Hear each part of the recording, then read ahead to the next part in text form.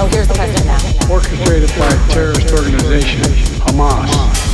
In this moment of tragedy, I want to say to them and to the world and the terrorists everywhere, the United States stands with Israel. We will not ever fail to have their back. We'll make sure that they have the help their citizens need and they can continue to defend themselves. You know, the world's seen appalling images. Thousands of rockets in the space of hours raining down on Israeli cities. I got up this morning and started this at 7:30, 8 o'clock. My calls. Hamas terrorists crossing in Israel, killing not only Israeli soldiers, but Israeli civilians. In the street, in their homes. Innocent people murdered, wounded. Entire families taken hostage by Hamas.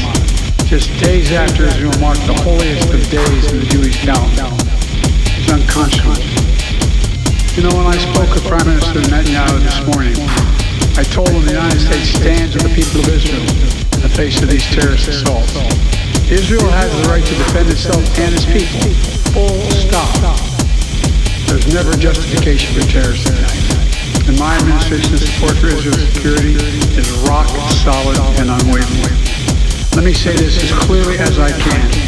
This is not a moment for any party hostile to Israel to exploit these attacks to seek advantage.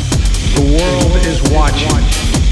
I've also been in contact with the King of Jordan, spoke with members of Congress, directed my national security team to engage with their Israeli counterparts, military to military, intelligence to intelligence, diplomat to diplomat.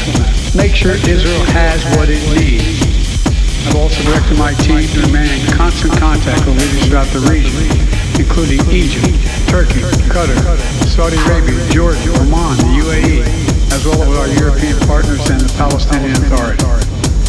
It's also a terrible tragedy on a human level. It's hurting innocent people. Seeing the lives that have been broken by this, the families torn apart, it's heartbreaking. And Jill and I are praying for those families who've been impacted by this violence. We grieve with those who have lost their loved ones, lost a piece of their soul. We have hope for swift recovery for many who have been wounded.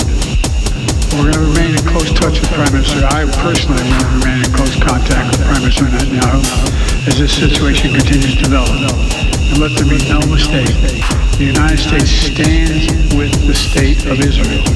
Just as we have from the moment the United States became the first nation to recognize Israel 11 minutes after its founding 75 years ago. Thank you very much. Mr. President, was there an intelligence failure in the lead-up to this attack? Mr. President, can you tell us what he asked you specifically for support? The president there addressing the situation in Israel, stressing that the U.S. will have Israel's back and also